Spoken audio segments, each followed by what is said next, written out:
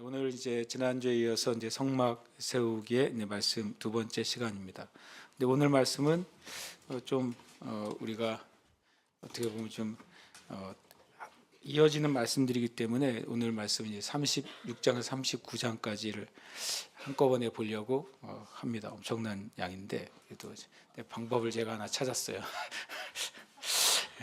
근데 이제 첫 말씀이죠. 36장 1절 말씀 함께 읽겠습니다. 시작. 부살렐과 오홀리압과 및 마음이 지혜로운 사람 곧 여호와께서 지혜와 총명을 부으사 성소에 쓸 모든 일을 할 줄 알게 하신 자들은 모두 여호와께서 명령하신 대로 할 것이니라. 아멘. 이 말씀에 이제 중요한 개념이 두 가지가 나옵니다. 하나는 첫 번째로는 부살렐과 오홀리압과 및 마음이 지혜로운 사람들이 성막을 만드는 겁니다. 부살렐과 오홀리압은 어떤 사람들이냐면 하나님이 지명하셨죠. 이 성막 전체를 하나님이 주신 대로 모세에게 받은 대로 그대로 어떻게 만들어내진 방법을 고안하고 또 방법을 사람들에게 가르치는 리더들이죠. 마음이 지혜로운 사람들은 하나님 앞에 성막에 참여하기를 원하는 사람들, 하나님이 재능을 준 사람들을 말합니다. 그러니까 어떤 면에서는 이 성막은 부살렐과 오홀리압과 실은 모든 이스라엘 백성들이라고 해도 과언이 아니에요. 누군가는 다 이 성막을 만드는 일에 참여했으니까 누군가는 성막을 만들기 위한 휘장의 그 실을 만들어야 됐잖아요. 그러면 이스라엘 백성의 모든 여인들이 일할 수 있는 여인들은 아마 그 엄청난 양의 실을 이제 만들고 또 실을 가지고 또 천을 짜야 됐잖아요. 그 천을 또 휘장으로 지어야 되기 때문에 어떤 면에서는 이 부살렐과 오홀리압과 및 마음이 지혜로운 사람들은 이 성막에 참여한 모든 이스라엘 백성들이라고도 할 수 있습니다. 그것은 이제 우리의 사람의 차원이죠. 하나님의 차원은 그것을 뭐라고 표현하시냐면 여호와께서 지혜와 총명을 부으사 성소에 쓸 모든 일을 할 줄 알게 하는 자들입니다. 그러니까 이제 사람의 차원으로 보면 부살렐과 오홀리압은 이 성막을 만드는 어떤 감독관들이고 그리고 참 능력이 있는 달란트를 가진 사람들이죠. 그리고 이 일에 어떤 재능을 가진 사람들이 모여 있는 것입니다. 사람의 눈에는 교회에서 어떤 일을 할 때 저 사람은 가르치는 일을 잘하는구나 라고 우리는 말할 수 있습니다. 저 사람은 말씀을 설교를 잘하는구나 라고 말할 수 있고 저 사람은 어떤 찬양을 잘하는구나 라고 말할 수 있어요. 저 사람은 어떤 봉사를 굉장히 잘하네 라고 또 말할 수 있어요. 사람마다 교회 안에서 어떤 일을 감당할 때 그 사람의 재능이나 또는 달란트나 또 그 사람의 신앙의 면면을 우리는 보게 됩니다. 그러나 그가 무슨 일을 하든 아니면 어떤 사역을 하든 어떤 봉사를 하든 어떤 직임을 받든 하나님의 차원에서는 이 두 번째 줄인 것입니다. 그가 설교를 하든 가르치는 일을 하든 봉사를 하든 무엇을 하든 여호와께서 지혜와 총명을 붓지 않으시면 그 일은 할 수 없는 것입니다. 그래서 성소에 쓸 모든 일, 하나님의 집, 또 하나님의 예수 그리스도의 몸된 교회 안에서 해야 될 모든 일을 할 줄 알게 하시지 않으면 세상적으로 지혜가 있거나 지식이 있거나 어떤 자격이 있거나 또 우리가 보기에도 뛰어난 은사와 능력이 있다 할지라도 그 사람은 주님의 일을 할 수가 없는 거예요. 그래서 우리의 눈에는 첫 줄이 보이는 것이죠. 그러나 하나님에게는 두 번째 줄로서 역사하시는 겁니다. 그것이 크든 작든 그것이 공개적인 사역이든 아니면 숨어서 봉사하는 사역이든 사람들에게 드러나는 일이든 드러나지 않는 일이든 이것은 굉장히 중요한 기준이 되는 것입니다. 이것이 이제 두 가지 차원이고 그 다음에 그 모든 사람들이 동일하게 한 가지 받은 명령은 모두 여호와께서 명령하신 대로 하는 것입니다. 36, 37, 38, 39장을 오늘 읽을 거예요. 오늘은 뭐 저 설교가 아주 그냥 껌입니다. 왜냐하면 읽을 거니까. 그다음에 이 말씀을 읽어야 되겠더라고요. 제가 이 말씀을 계속 보다가 저는 36장을 이제 준비를 했어요. 하다 보니까 36장 하다 끊으면 이게 왜냐하면 계속 이어지는 내용인데 이걸 어떻게 할까? 그렇다고 그동안의 패턴대로 말씀을 나누면 이거는 올해가 끝나기 전에는 출애굽기가 못 낼 것 같고 저의 결심은 올해가 끝나기 전에 출애굽기를 끝내는 거거든요. 몇 주 안 남아가지고 또 마지막 주는 또 성탄절이야. 그래서 그날은 또 수요일을 못해요. 그러니까 저에게 기회가 몇 번 없는데 제가 주님께 지혜를 구했더니 말씀을 읽는 게 중요하다는 사실을 제가 이제 알게 됐어요. 그래서 우리가 여호와께서 명령하신 대로 이 이스라엘 백성들이 어떻게 성막을 지었는지가 성경에 나오는 거예요. 그것이 실은 반복적입니다. 왜냐하면 이제 36장부터 이제 짓는 성막은 그 전에 명령한 것이 그대로 실은 요즘 표현하면 복붙이 되거든요. 복붙이 뭔지 아시죠? 복사해서 붙이기. 그것을 웃으시는 거 보니까 신기하네. 이거 그냥 일반적인 요즘 새로운 단어 아니에요? 그러니까 마치 25장 이후에 하나님이 이렇게 만들어라 그것을 딱 복사해 가지고 36장 이후에 붙여 놓은 거예요, 실은요. 이렇게 만들지니라 그것이 만들었다 이렇게 돼 있어요. 그냥 그대로입니다. 거의 내용이. 참 놀라운 거죠. 제가 지난번에 말씀드렸잖아요. 내가 출애굽기 쓰면 그대로 되었더라고 끝날 텐데 그걸 계속 반복하신다고. 그래서 우리로 하여금 그것을 기억하게 하시고 그것이 어떤 의미인지를 깨닫게 하시는 거죠. 그래서 이제 순서대로 읽을 거예요. 첫 번째 제가 이제 이렇게 표를 만들었는데 이거는 제가 만든 게 아니라 여러분 성경에 이렇게 돼 있어요. 성경 한번 보십시오. 성경 이제 펼쳐 보십시오. 정상적인 성경이라면 소 제목이 있고 그 밑에 이렇게 돼 있어요. 그러니까 성막과 휘장을 만드는 내용은 출애굽기 36장 8절에서 38절까지 기록되어 있는데 찾아보십시오. 네. 돼 있습니까? 네. 그런데 그 밑에 그 소제목에 한글 성경이 친절하게 성막을 만들다라고 돼 있죠. 그 옆에 뭐라고 되어 있습니까? 출애굽기 26장 1절에서 37절. 네, 그렇죠. 제가 그걸 적어 놓은 거예요. 그러니까 성막과 휘장을 만드는 실제 만드는 내용은 36장 8절에서 38절에 기록해 있는데 그것은 출애굽기 26장 1절에서 37절에 하나님의 명령을 그대로 옮겨 놨다는 거예요. 그래서 제가 복붙이라고 표현을 한 겁니다. 출애굽기 26장 1절에서 30절 이렇게 만들지니라라고 되어 있는 내용이에요. 근데 출애굽기 36장은 이렇게 만들었다라고 되어 있는 내용이죠. 이게 왜 제가 말씀을 이제 제가 읽길 원하냐면 내가 우리의 인생을 살아가는 게 뭐가 돼야 되냐면 말씀이 나에게 복붙이 돼야 되는 거예요. 내가 읽은 말씀이 내 영 안에 복사가 돼가지고 내 삶으로 드러나는 거. 그게 실은 말씀이 나에게 역사하는 삶인 거죠. 성막은 하나님께서 26장 이후에 이렇게 만들지니라고 명령하셨어요. 그리고 모세가 이스라엘 백성과 함께 그렇게 똑같이 만든 거예요. 그것이 성막이죠. 원래는 하늘에 있는 것이잖아요. 하늘에 있는 것이 모세를 통해 이 땅에 하나님께서 그것을 보여주셨고 하늘에 있는 것의 모형이 이 땅에 만들어질 때 그 과정인 것이죠. 그것을 어떻게 하면 제일 잘 만드는 거예요? 창의적으로 만들면 제일 잘 만드는 겁니까? 아니죠. 더 크게 만들면 제일 잘 만드는 것입니까? 그것도 아니죠. 뭐냐면 하나님이 말씀하신 대로 만드는 게 제일 잘 만드는 거예요. 그럼 우리가 우리 각자의 인생을 제일 잘 사는 방법이 뭘까요? 그것은 나를 향한 하나님의 말씀을 내가 받고 그 말씀을 그대로 영적으로 복사해서 붙이는 거예요. 내 삶에.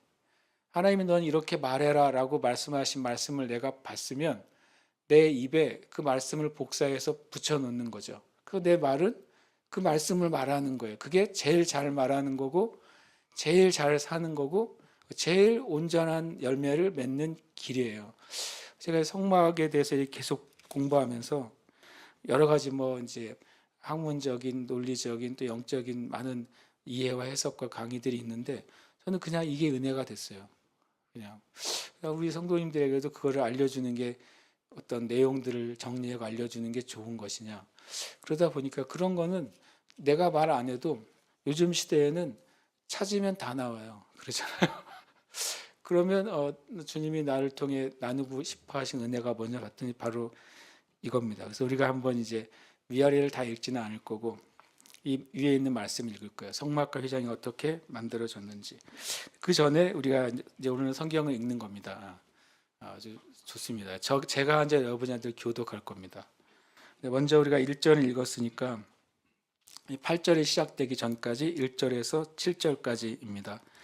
이것은 성경 역사에 딱 한 번 있었던 놀라운 사건이에요. 생각보다. 같이 한번 저와 함께 제가 이제 여러분이 이제 1절에서 7절까지 읽겠습니다. 모세가 부살렐과 오홀리압과 및 마음이 지혜로운 사람 곧 그 마음에 여호와께로부터 지혜를 얻고 와서 그 일을 하려고 마음에 원하는 모든 자를 부르매 이스라엘 자손의 상수의 모든 것을 만들게 가져온 예물을 모세에게 받으니라. 그러나 백성이 아침마다 자원하는 제물을 연하여 가져왔습니다.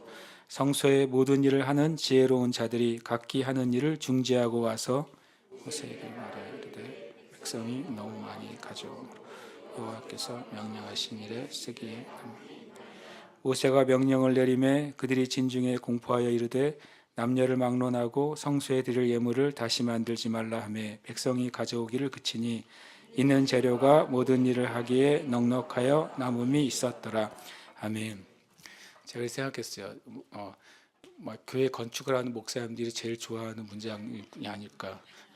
건축원금을 냅시다 그랬는데 너무 많이 내서 그만 좀 내라고. 비유하자면 그렇잖아요. 필요한 거 목록을 얘기해서 이제 그 전에 가져오라고 했는데 너무 많이 가져오니까 일하는 사람들이 뭐 이런 불평이 신기한 불평인데 너무 많이 갖고 와서 일을 못 하겠어요. 그래서 모세가 이제 그만 좀 가져오세요. 그래서 헌금이 그쳤더라. 이거 제가 보기에 아담 이후에 유일한 사건이 아닌가 싶어요. 그런데 하나님은 실은 원래 이렇게 되는 것이 하나님 나라의 법칙이란 거죠. 왜냐하면 성경은 하나님이 무엇인가를 주실 때 누르고 흔들어 차고 넘치도록 주신다고 말씀하셨잖아요. 그러니까 우리가 이게 참 성경의 이 장면은 거의 유일한 장면인데 실은 이것이 하나님 나라의 놀라운 풍성함이구나. 또 에베소에서 말씀하시잖아요. 우리가 생각하거나 구하는 것보다 더 넘치도록 하실 이라고 표현하시잖아요. 그 말씀의 첫 모습이죠. 생각하는 거나 구하는 것보다 더 넘치게 하시는 풍성하신 하나님이잖아요. 그래서 우리가 단순히 돈을 구하는 게 아니에요. 단순히 부를 구하는 게 아니고 단순히 물질을 구하는 게 아니라 하나님이 어떤 분이신지를 우리가 알고 구하는 것입니다. 그러면 이제 성막과 휘장입니다. 8절부터 38절인데요. 우리 저와 여러분 한 절씩 우리가 이제 정신을 차리고 한 목소리로 말씀을 봉독하도록 하겠습니다. 일하는 사람 중에 마음이 지혜로운 모든 사람이 열폭 휘장으로 성막을 지었으니 곧 가늘게 꼰 배실과 청색, 자색, 홍색 실로 그룹들을 무늬 놓아 짜서 지은 것이라.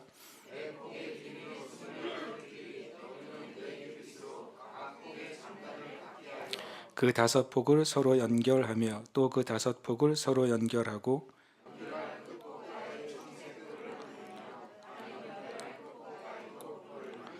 그 연결할 한 폭에 고리 50개를 달고 다른 연결할 한 폭에 가에도 고리 50개를 달아 그 고들이 서로 대하게 하고 금강고리 50개를 만들어 그 갈고리로 두 휘장을 연결하여 한 막을 이루었다.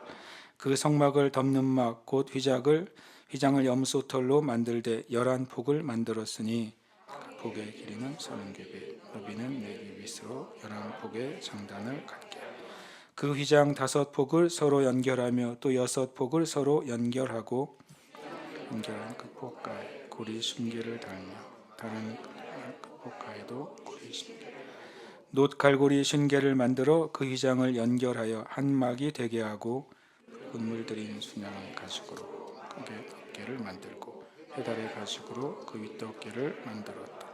그가 또 조각목으로 성막에 세울 널판들을 만들었으니 각 판의 길이는 10규빗, 너비는 1규빗 아니며 각 판에 두 촉이 있어 서로 연결하게 하였으니 성막의 모든 판이 그러하며 널판을 만들었을 때 나무로는 남쪽에 널판이 20개 그 20개 널판 밑에 은받침 40개를 만들었으되 곧 이 널판 밑에도 두 받침이 그 두 촉을 받게 하였고 저 널판 밑에도 두 받침이 그 두 촉을 받게 하였으며 성막 다른 쪽 곧 북쪽을 위하여 널판 20개를 만들어 또 은받침 40개를 만들었으니 곧 이 판 밑에도 받침이 둘이요 저 판 밑에도 받침이 둘이며 열판 장막뒤 두 모퉁이 편을 위하여는 널판 2개를 만들되 위에서부터 위까지 각기 뒤겹 2개로 하여 꼬리에 이르게 하고 두 모퉁이 쪽을 다 그 널판은 8개요 그 받침은 은받침 16개라 각 널판 밑에 2개씩 이었더라. 그가 또 조각목으로 띠를 만들었어.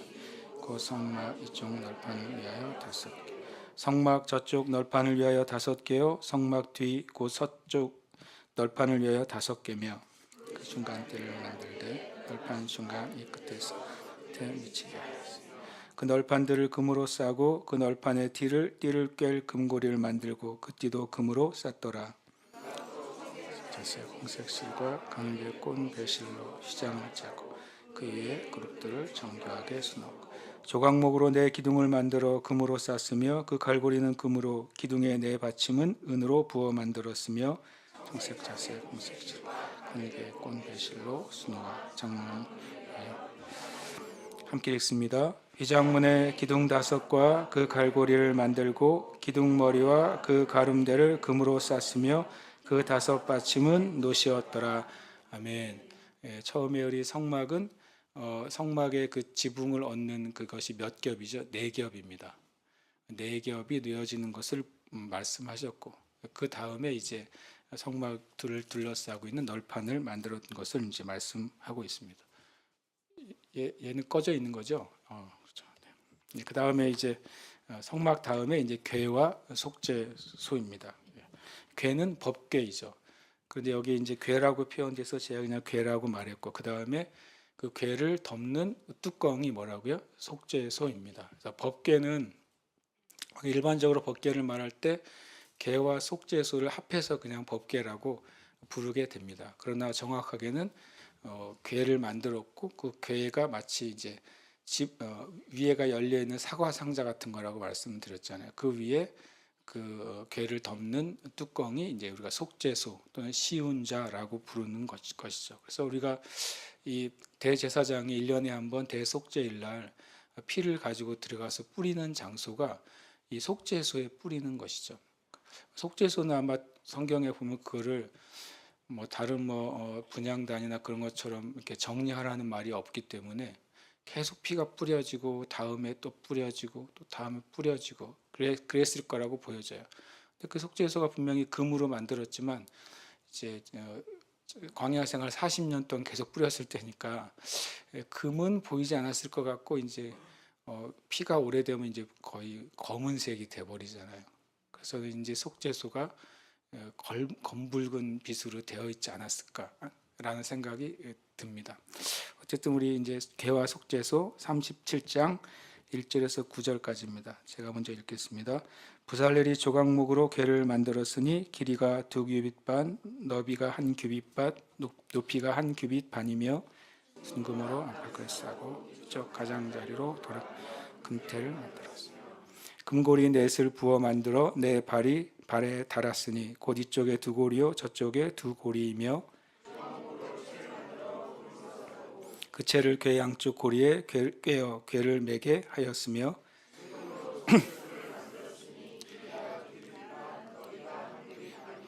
금으로 그룹들을 속죄소 양쪽에 쳐서 만들었으되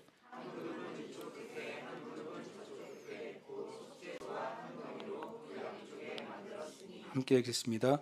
그룹들이 그 날개를 높이 펴서 그 날개로 속죄소를 덮었으며 그 얼굴을 서로 대하여 속죄소를 향하였더라. 아멘. 보통 이제 속죄소 그림에 보면 어쨌든 마주보고 있는 그룹 천사죠. 천사가 날개를 위쪽으로 펴져 있는 그게 어떻게 보면 성경적인 모형인 것 같습니다. 그런데 이제 솔로몬의 그 성전은 좀 다르게 되어 있습니다.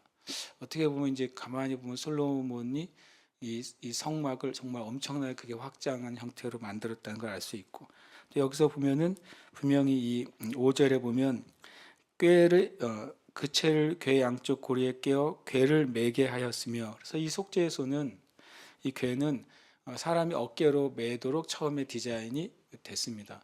우리가 아는 것처럼 이 다윗 시대에 처음에 다윗이 이 법궤를 메고 오는데 실패했던 것이 이 말씀을 주의하지 않고 나름 자신은 이제 법궤를 잘 이동한다고 수레에 태워서 옮기죠. 그때 이제 그것이 성경적이지 않았고 그것을 손해를 댄 이제 레위 지파가 죽게 됩니다. 그래서 그것을 통해 다음에 이제 다시 오벳 에돔의 집에서 옮겨올 때에는 이 말씀대로 제사장들이 어깨에 매서 이제 오게 됐다는 것을 보게 됩니다. 처음부터 가지고 있는 디자인대로 하지 않았을 때 성경 안에서는 그게 무엇이든지 항상 이제 문제를 일으켰다는 걸 우리가 볼 수 있어요. 그 다음에 근데 떡상입니다. 상을 만드는데 상은 10절부터 16절입니다. 저부터 먼저 읽겠습니다. 그가 또 조각목으로 상을 만들었으니 길이가 2규빗, 너비가 1규빗, 높이가 1규빗 반이며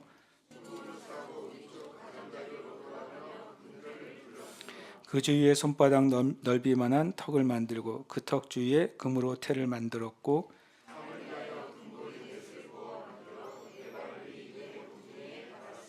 그 고리가 턱 곁에 있어서 상을 매는 채를 꿰게 하였으며 상위의 기구 곧 대접과 숟가락과 잔과 따르는 병을 순금으로 만들었더라. 아멘. 예.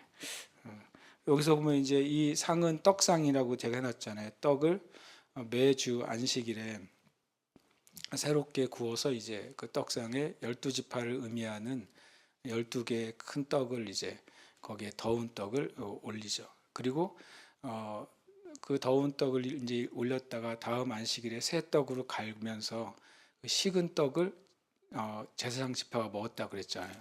그래서 제가 그 두 가지가 되게 신기했어요. 야, 제사장들은 식은 떡을 먹었어요.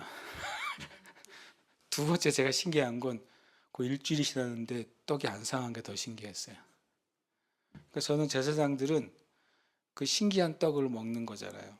만약에 우리가 저기 한여름에 여러분이 떡이 아니라 빵이잖아요. 원래는요. 이 빵을 만들어 놨는데 일주일 때 상온에 놨다가 일주일 때 먹으라 그러면 먹겠어요?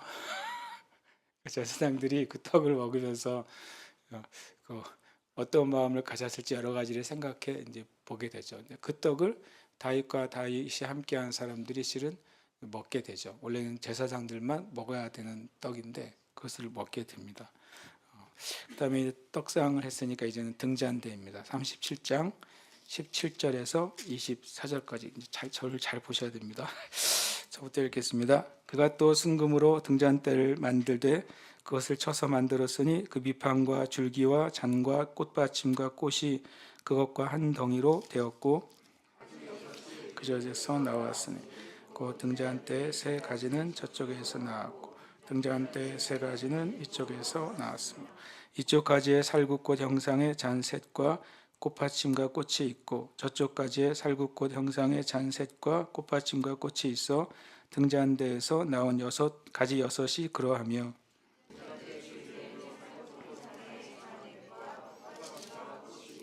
등잔대에서 나온 가지 여섯을 위하여는 꽃받침이 있게 하였으되 두 가지 아래에 한 꽃받침이 있어 줄기와 연결하였고 또 두 가지 아래에 한 꽃받침이 있어 줄기와 연결하였고 또다시 두 가지 아래에 한 꽃받침이 있어 줄기와 연결되게 하였으니 가지들을 줄기와 연결하여 전부 순금으로 쳐서 만들었습니다. 등잔 7과 그 불집게와 불똥 그릇을 순금으로 만들었으니 함께 읽습니다. 등잔대와 그 모든 기구는 순금 1달란트로 만들었더라. 아멘. 여기서 우리가 이제 당연히 이해하시겠지만 살구꽃은 이스라엘에 없는 꽃입니다. 살구꽃은 우리나라에 있지만 살구꽃이 아니라 뭐라고 해야 됩니까? 아몬드 꽃이라고 해야 됩니다. 영어로는 다 알몬드라고 되어 있습니다. 그러니까 중동 지방에 살구가 없어요. 아몬드가 있어요. 이제 아몬드 봤더니 또 신기하게도요. 살구꽃이 생물학적으로는 아몬드과예요. 그게 되게 또 신기하더라고요. 그래서 제가 뭐 그 이유를 깊이 알아서 한국 사람들이 번역을 했는지 모르지만 어쨌든 그렇게 이해하시면 되고, 아론의 쌍난 지팡이도 살구꽃이 아니라 아몬드 꽃입니다. 그다음에 이걸 이제 이 등잔대는 보통 우리가 뭐로 알때 메노라로 알려져 있죠. 그래서 가운데 중심에 등잔 양쪽에 세 가시, 그래서 7개의 이제 등잔이 불을 켜게 되어 있습니다. 그래서 7은 이제 계시록에 나와 있는 여호와의 7영을 의미하게 됩니다. 그래서 등잔대는 그런 의미를 좀 가지고 있다는 걸 우리가 알 수 있습니다. 한 달란트 쳐서 만들었다. 근데 이게 좀 이제 한 달란트가 뭐 23kg에서 25kg예요. 금이요. 돈 좀 되겠죠. 요즘 값이 장난이 아닌데. 근데 실은 한 달란트를 이 모든 것을 만들었으면, 좀 죄송하지만 매너라는 지 요만해야 돼요. 금은 일반 물의 무게 14배인가 그렇잖아요. 그러니까 금은 벽돌 같은 거 하나 만약에 우리 벽돌만한 금이 있으면 저희 여러분이 잘 못 들어요. 되게 무거운 겁니다, 실은. 그래서 그걸로 쳐서 이거를 만들었다 그러면 굉장히 메노라가 작아야 될 텐데, 실제로 메노라를 이렇게 뭐 실물 모형에다가 하는 걸 보면 어떤 거는 사람보다 크게 만든 메노라도 많거든요. 그래서 이거는 어떤 기준인지 조금 궁금하긴 합니다. 어떤 식으로 만들어졌는지는 잘 아직 이제 그 실물을 본 사람이 모세 이후에 아무도 없기 때문에 성경에 이렇게 기록이 돼 있다라고 하는 사실을 우리가 좀 이해하면 좋겠습니다. 그다음에 이제 분향할 제단이죠.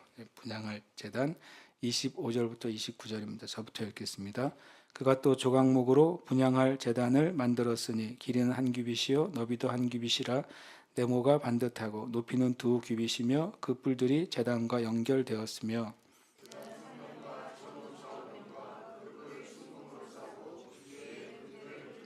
끝에 아래 양쪽에 금고리 둘을 만들었으되 곧 그 양쪽에 만들어 제단을 매는 채를 꿰게 하였으며, 함께 읽습니다. 거룩한 광유와 향품으로 정결한 향을 만들었을 때 향을 만드는 법대로 하였더라. 아멘. 분향할 제단이 향을 올리는 제단이니까 아마 성소 안에는 그 향 냄새가 굉장히 아마 가득했을 거라고 생각이 듭니다. 그래서 제가 그 생각을 했어요. 성소 안에 피를 뿌리고 또 지성산에 피를 뿌리는데 그래도 피 냄새는 진동을 안 했겠네. 향 냄새가 피 냄새를 좀 중화시키지 않았을까 속으로 그 생각을 한번 해봤어요. 그 다음에 이제 번제단입니다. 38장 1절에서 7절입니다. 함께 읽겠습니다. 그가 또 조각목으로 번제단을 만들었으니 길이는 5규빗이요 너비도 5규빗이라 네모가 반듯하고 높이는 3규빗이며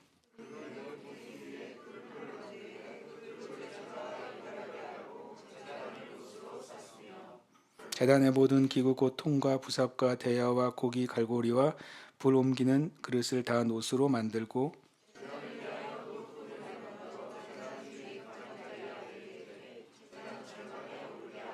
그놋 그물레 모퉁이에 채를 꿰 고리 넷을 부어 만들었으며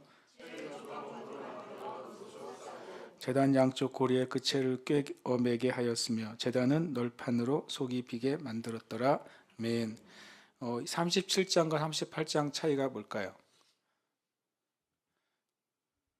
퀴즈. 37장과 38장 차이. 네, 맞습니다. 37장까지는 그 성막 안에 있는 물건들이고 38장은 성막 밖에 있는 물건들입니다.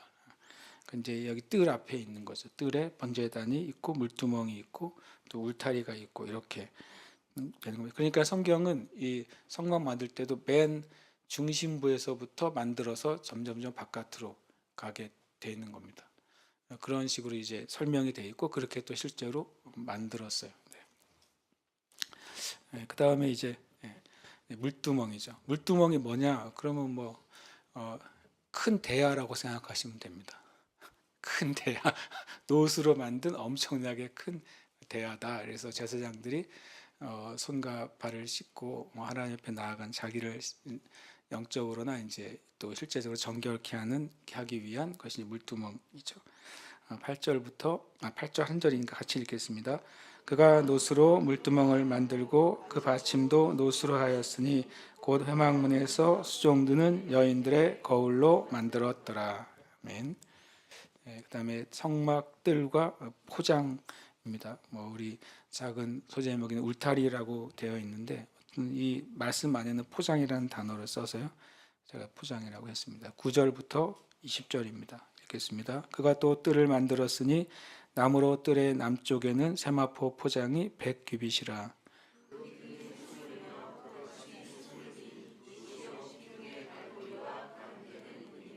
그 북쪽에도 100규빗이라. 그 기둥이 스물이며 그 받침이 스물이니 노시요 기둥의 갈고리와 가름되는 은이며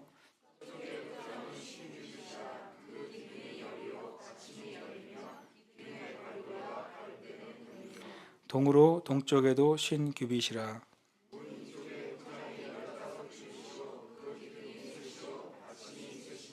문 저쪽도 그와 같으니 뜰 문 이쪽 저쪽의 포장이 15규빗이기요 그 기둥이 셋씩 받침이 셋씩이라. 기둥 받침은 노시요 기둥의 갈고리와 가름되는 은이요 기둥머리 싸개는 은이며 뜰의 모든 기둥의 은 가름대를 꿰었으며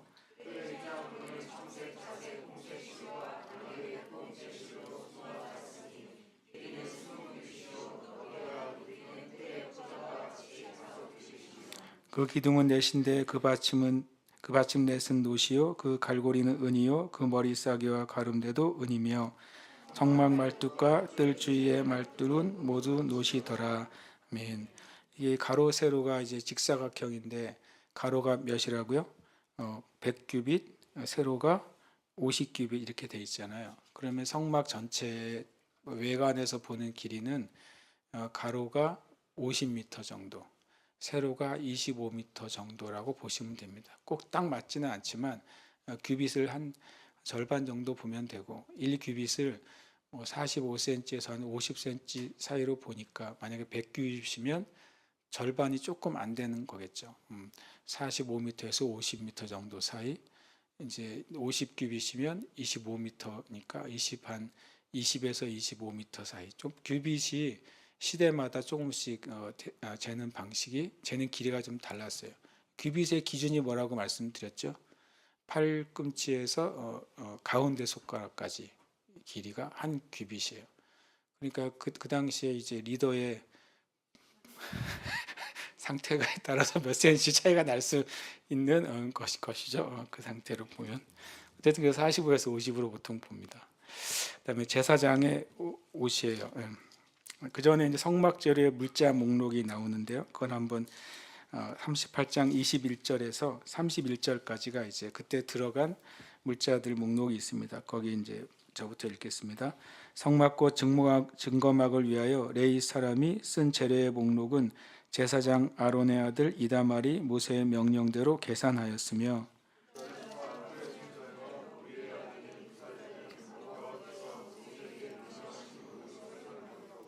단지파 아히사막의 아들 오홀리압이 그와 함께하였으니 오홀리압은 재능이 있어서 조각하며 또 청색, 자색, 홍색 실과 가는 배실로 수 놓은 자더라.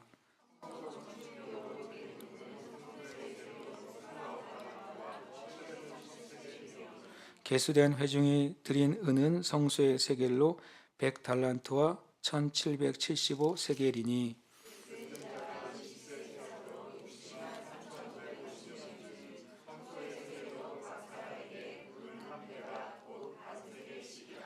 은 100달란트로 성소의 받침과 휘장문의 기둥 받침을 모두 100개를 부어 만들었으니 각 받침마다 한 달란트씩 모두 100달란트요.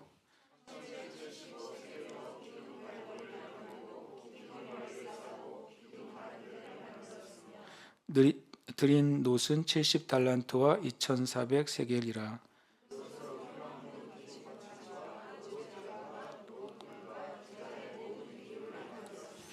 함께 읽습니다. 뜰 주위의 기둥 받침과 그 휘장문의 기둥 받침이며 성막의 모든 말뚝과 뜰 주위의 모든 말뚝을 만들었더라. 아멘. 제사장의 옷을 이제 두 번에 걸쳐서 기록이 되어 있는데 39장 1절에서 7절까지 이제 일반적인 제사장의 옷을 말하고 또 그 사이에 이제 흉패를 짜는 걸 한번 말한 다음에 다시 이제 22절에서 31절까지 제사장의 나머지 옷에 대해서 이제 말합니다. 순서대로는 첫 번째 제사장의 옷을 만들고 흉패를 달고 나머지를 이렇게 입게 돼 있어서 순서가 그렇게 되어 있습니다. 그래서 먼저 1절에서 7절을 함께 읽겠습니다. 그들은 여호와께서 모세에게 명령하신 대로 정색 자색 공색 실로 성소에서 섬길 때 입을 정교한 옷을 만들고 또 아론을 위해 거룩한 옷을 만들었더라.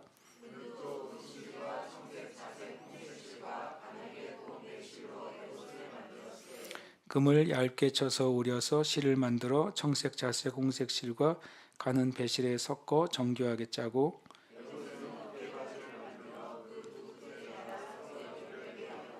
에봇 위에 에봇을 매는 띠를 에봇과 같은 모양으로 금실과 청색 자색 홍색 실과 가늘게 꼰 배실로 에봇에 붙여 짰으니 여호와께서 모세에게 명령하신 대로 하였더라.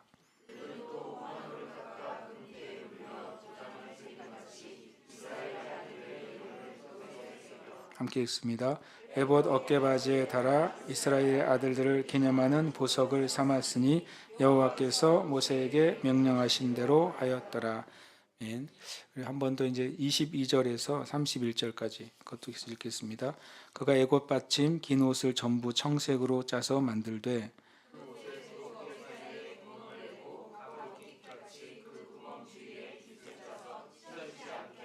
청색, 자색, 홍색 실과 가는 배실로 그 옷 가장자리에 성류를 수놓고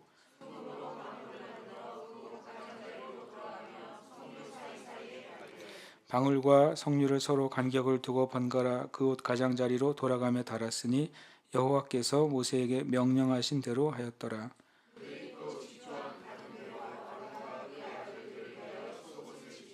세마포로 두 건을 짓고 세마포로 빛난 관을 만들고 가는 배실로 짜서 세마포 속바지를 만들고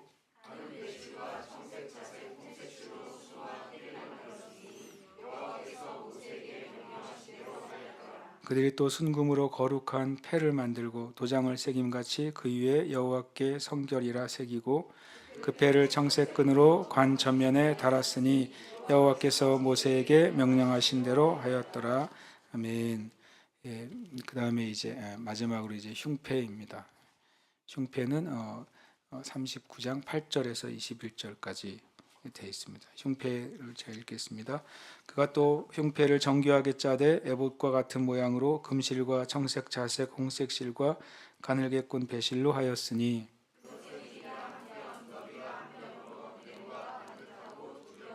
그것을 네 줄 보석을 물렸으니 곧 홍보석, 황옥, 옥주옥이 첫 줄이요 셋째 줄은 호박, 백만호, 자수정이요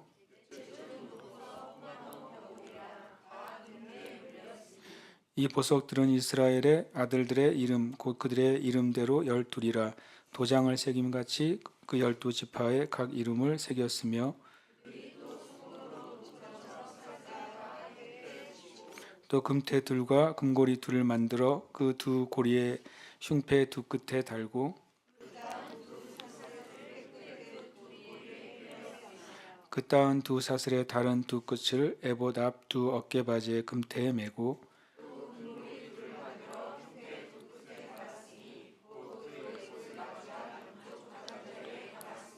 또 금고리 둘을 만들어 에봇 앞 두 어깨바지 아래에 매는 자리 가까운 쪽 곧 정교하게 짠 에봇띠 위쪽에 달고 쇠끈으로 흉패고리와 에봇고리에 꿰어 흉패로 정교하게 짠 에봇띠 위에 붙여서 에봇에서 떨어지지 않게 하였으니 여호와께서 모세에게 명령하신 대로 하였더라. 아멘.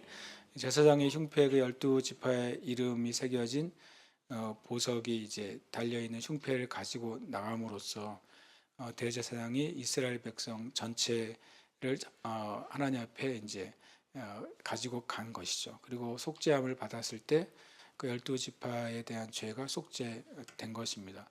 똑같이 이제 예수님이 큰 대제사장이시다라고 말씀하시는 것이 히브리서의 말씀이잖아요. 그러니까 히브리서에서 예수님이 대제사장은 되셨다고 하는 것은 인간 대제사장이 12지파 모든 이스라엘 백성의 이름을 가지고 속죄하러 나갔던 것처럼 예수님께서는 대제사장이 되셔서 모든 인류의 그 이름을 하나님 앞에 가지고 나가서 속죄하셨다는 것을 이제 보여주고 있는 것입니다.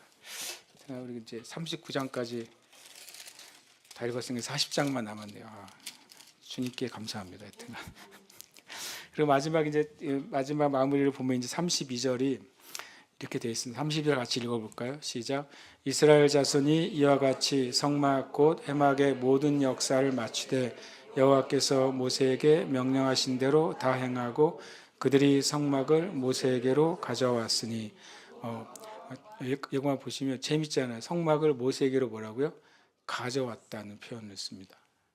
그러니까 실은 성막은 어떻게 만들어진 거냐면 한 장소에서 만들어진 게 아니라 각자의 처소에서 만들어진 거예요. 신기하게도. 각자 맡은 분량을 자기 처소에서 만들어 가지고 근데 그것을 전체로 부살렐과 오홀리압에 의해서 이렇게 그 모든 만드는 과정이나 그런 것들이 지도가 되었고 각자가 맡은 파트를 만들어 온 것이죠. 그래서 어떻게 한 거예요? 한 장소에다가 성막을 세우기로 한 그 터가 닦인 곳에 어떻게 한 거냐면 일종의 조립을 했다고 볼 수가 있어요. 참 재밌는 방식으로 이제 만드는 거죠. 성막이요. 한 장소에서 뚝딱뚝딱 만드는 게 아니라 그런 방식으로 성막이 됐다는 것. 결국엔 하나님의 나라는 어떤 한 뛰어난 사람에 의해서 처음부터 끝까지가 되어지는 것이 아니다. 하나님의 역사도 위대한 어떤 영적인 거인에 의해서 하나님의 일이 성취되는 것이 아니다. 때로는 우리가 그런 영적인 거장들을 기념하고 또 그들을 배우려고 우리가 애쓰는데 그것은 좋은 일이지만 정말 중요한 것은 하나님의 일은 그렇게 한 사람에 의해서 이루어진 것이 없습니다. 딱 한 가지만 한 사람에 의해서 이루어졌죠. 성육신하신 예수님에 의해서 모든 인간의 속죄는 예수님 한 사람을 통해서만 완성이 되셨어요. 그 외에 하나님의 모든 일은 합력해서 완성이 되게 돼 있고 그 첫 번째 모델이 바로 성막이라는 사실을 우리가 보게 됩니다. 나머지 우리 39장 33절부터 43절까지 한번 같이 저와 한 절씩 교독하겠습니다. 그들이 성막을 모세에게로 가져왔으니 곧 막과 그 모든 기구와 그 갈고리들과 그 널판들과 그 띠들과 그 기둥들과 그 받침들과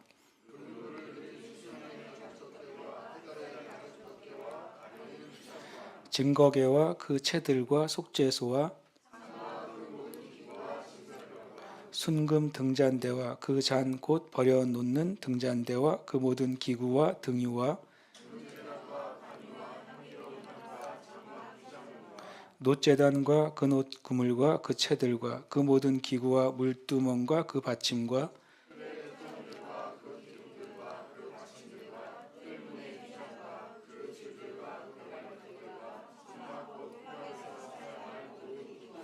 성소에서 섬기기 위한 정교한 옷 곧 제사 직분을 행할 때 입는 제사장 아론이 거룩한 옷과 그의 아들들의 옷이라.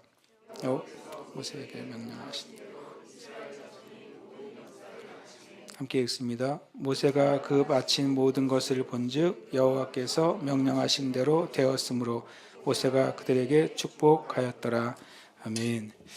제가 이 32절 말씀을 읽고 이 단락의 마지막 말씀을 또 이제 읽으니까 이렇게 되어 있습니다. 여호와께서 모세에게 명령하신 대로 이스라엘 자손이 모든 역사를 마침에 모세가 그 마친 모든 것을 본즉 여호와께서 명령하신 대로 되었으므로 모세가 그들에게 축복하였더라. 실은 성막을 만드는 과정 가운데 제일 중요한 개념은 주님이 말씀하시고 말씀하신 대로 순종한 그 개념이 성막의 제일 중요한 영적인 교훈이라는 걸 제가 이제 알게 됐어요. 그래서 이 39장 마지막에 있는 과정을 요약하면 이렇게 됩니다.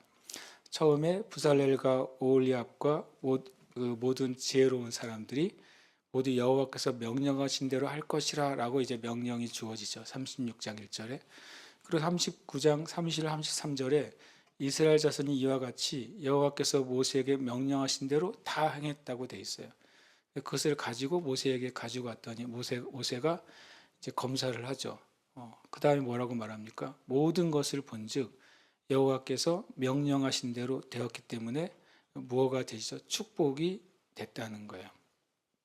하나님의 축복은 하나님의 약속이 성취하는 것은 어디로부터 오는가?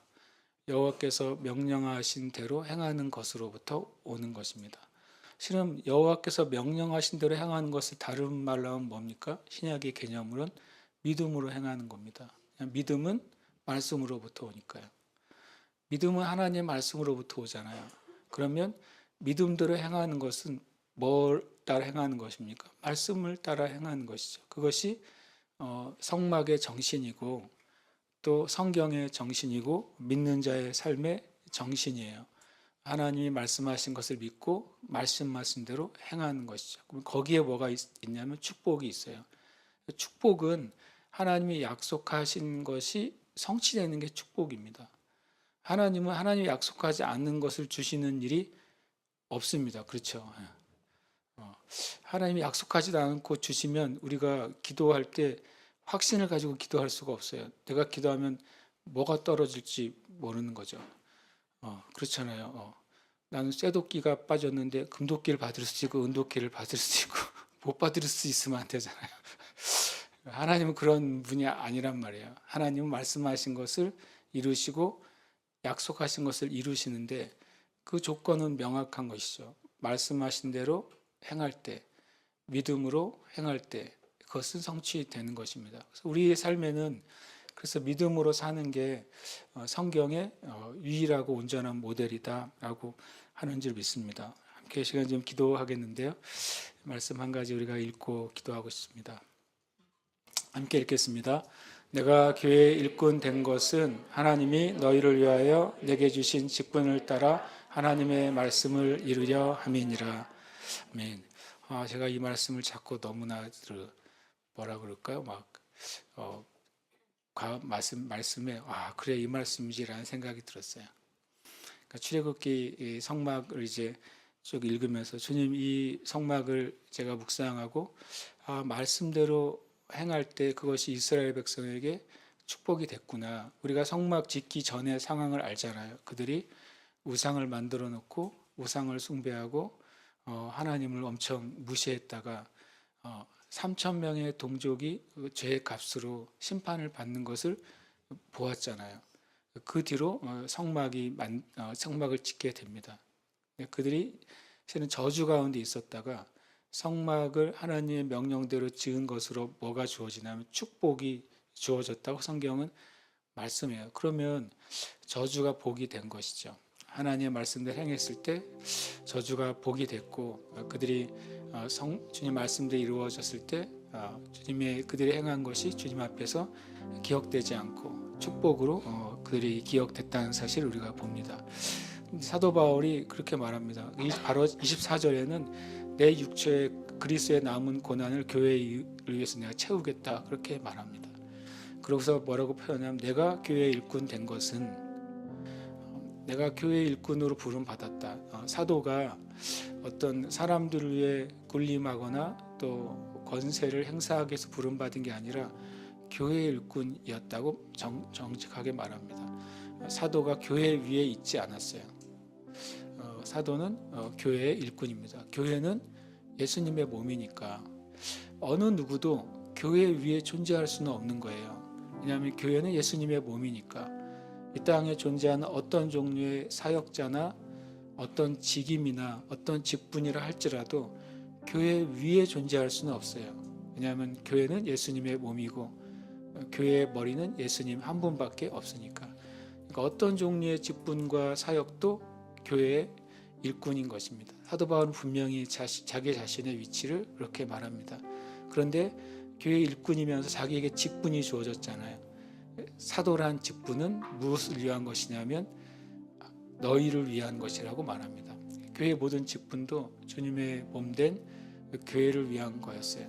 오홀리압과 부살렐도 또 모세도 또 그것이 참여했던 모든 사람들도 지금 하나님의 집의 일꾼이고 하나님의 몸의 직분이었던 것입니다. 그 이유는 뭐라고 표현하면 사도 바울은 하나님의 말씀을 이루려고 한 것이었다라고 말합니다. 사실 예수 그리스도를 믿는 사람들의 삶은 성경에 여러 가지로 표현되지만 여기서는 말씀을 이루는 삶이 돼야 돼요.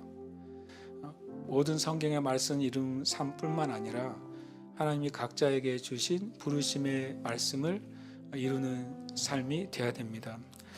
그래서 오늘은 말씀을 고백하고 기도하고 있습니다. 이제 내가에다가 우리 자신의 이름을 넣는 것이죠. 그리고 너희에다가 교회를 넣는 것입니다. 실제로 골로새 1장 25절에 너희는 골로새 교회, 주님의 교회를 가리키고 있기 때문에 그렇습니다. 함께 우리가 이 시간 이 말씀을 믿음으로 자기의 이름을 넣어서 고백하면서 주님 저의 삶에 어떤 은사, 어떤 달란트, 어떤 직분, 어떤 하나님의 부르심을 주시더라도 저는 이 골로새 1장 25절 안에서 하나님의 말씀을 이루는 삶으로 제 삶을 드리겠습니다. 그것이 드러나는 것이든 숨어 있는 것이든 그것이 사람들에게 칭찬을 받는 것이든 때로는 그것 때문에 내가 핍박을 받거나 또 그것 때문에 고난을 받을지라도 주님 저의 삶은 하나님의 말씀을 이루는 삶으로 살겠습니다. 이렇게 이 말씀 이름을 넣어서 우리가 선포하고 기도하겠습니다. 고흥령이 교회의 일꾼 된 것은 하나님이 교회를 위하여 고흥령에게 주신 직분을 따라 하나님의 말씀을 이루려 함이니라. 아멘.